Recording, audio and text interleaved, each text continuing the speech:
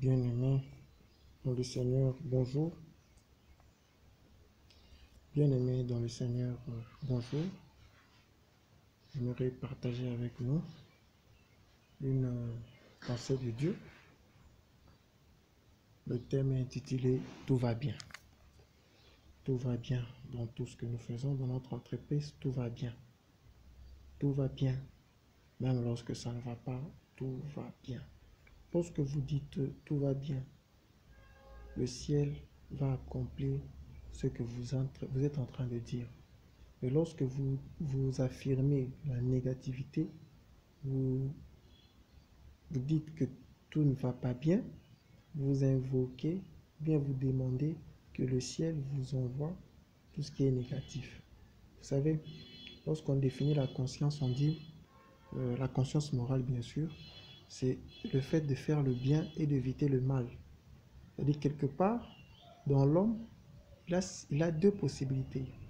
Il peut faire le bien, il peut aussi faire le mal. J'avais un professeur, c'était un sociologue, il m'a donné un cours sur le développement. Alors il disait, il est spécialiste en développement communautaire, hein. C'est un sociologue. Il disait, de la même manière, je sais unir les gens, je connais comment on unit les gens parce que j'ai étudié, j'ai un doctorat, comment faire pour créer des communautés, créer l'intégration sociale, comment les gens peuvent vivre ensemble. De la même manière, je sais aussi comment faire des unions. Lorsque nous étudions, lorsque nous allons dans les universités, à l'école, nous avons la possibilité d'étudier. On n'étudie pas seulement le bien fondé de la chose.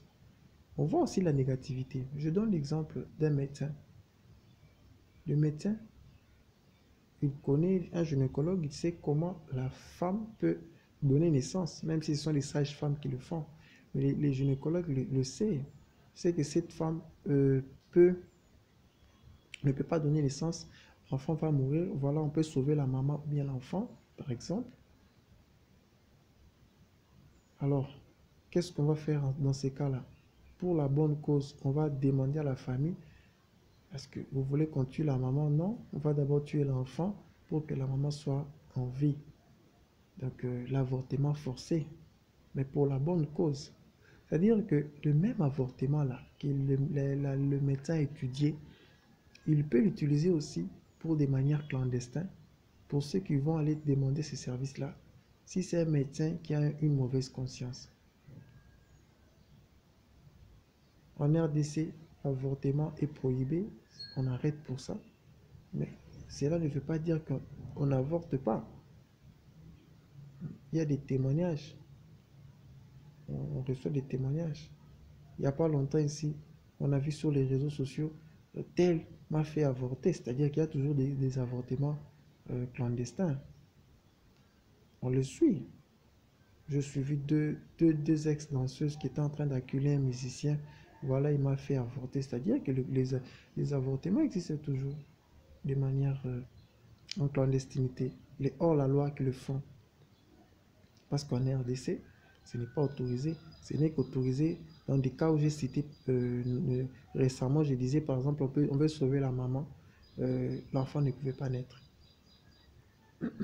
Donc un médecin qui s'est donné vie, qui s'est sauvé un enfant, qui suit la maman pendant les 9 mois, il vient voir les gynécologues.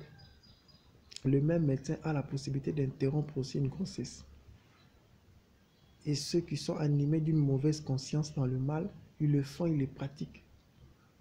Ceux qui sont dans des réseaux ésotériques où on veut du sang, on aime des avortements pour donner des sacrifices au diable, alors ils vont le faire, ils vont faire des avortements aux gens, aux filles,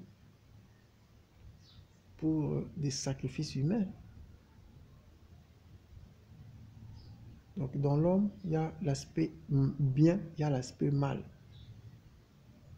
Je donne l'exemple encore pour ceux qui vont dans les sciences sociales, ils vont étudier par exemple les relations internationales. Ceux qui vont étudier les relations internationales, ils ont la possibilité de mettre la paix. Ils connaissent aussi comment on sème des guerres parce qu'ils étudient aussi cet aspect des choses.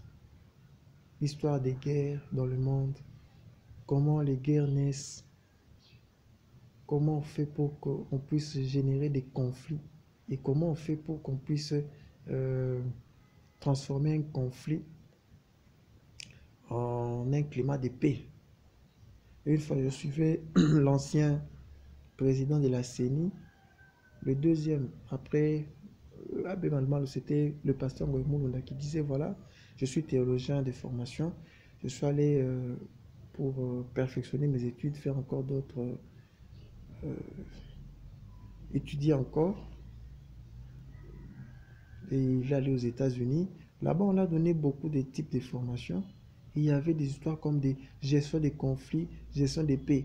Il y avait des paix, des guerres, des conflits. Alors lui disait, je n'en veux pas tout ça. Je ne veux pas étudier conflit. On lui dit, bon, écoutez, ce n'est pas parce que vous allez étudier conflit que vous serez un semeur de troubles. Non, vous étudiez les conflits pour que dans la société, vous ayez la possibilité de les changer. C'est-à-dire comment les conflits naissent et comment vous, en tant que pasteur, en tant qu'animateur social, en tant que gestionnaire, par exemple, d'une église, comment vous pouvez gérer ça. Il dit non, moi je ne veux même pas savoir comment ces conflits naissent. Moi, cherchez-moi là où il n'y a pas de conflit. Alors il va chercher là où il est gestionnaire de paix, quelque chose comme ça. Donc, dans l'homme, il y a l'esprit humain, l'esprit de Dieu, j'allais dire, le Saint-Esprit qui habite dans l'homme. Mais l'homme, comme on l'a dit, et comme il est dans le péché originel, avec Adam, nous avons vu que l'homme est habité aussi dans le mal, dans le péché.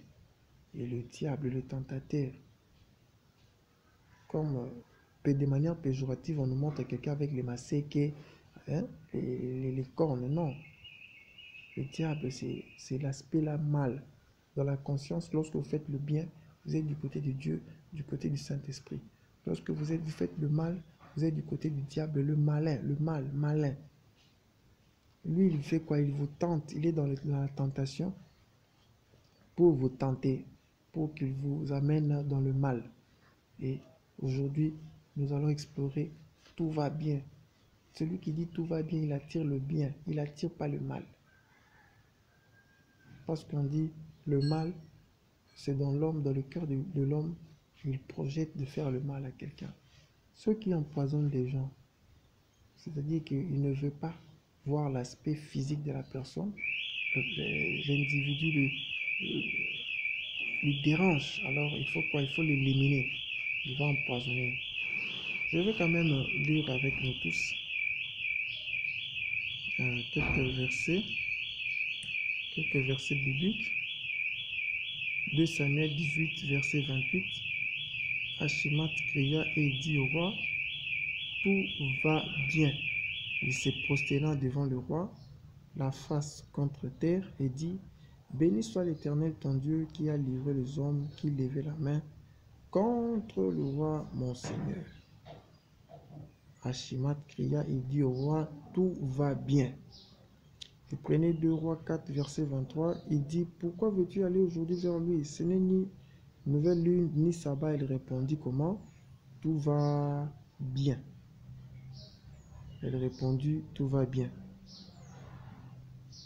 Ici, c'était une femme. C'était l'histoire du prophète Élisée. Il y avait une femme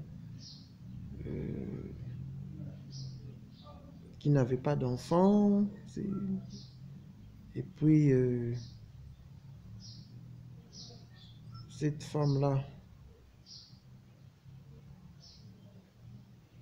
va avoir un enfant. Cet enfant va mourir. C'est un peu le résumé. Et son mari ne savait rien. Il va mentir au mari, tout va bien, pour aller voir Élisée. C'était un peu ça. Donc, c'est un peu le résumé. Cette femme-là n'avait pas d'enfant. Et Élisée était venu chez elle. Il va prier parce qu'il avait il avait donné de l'aumône, une offrande à Élisée. Et puis la femme va concevoir.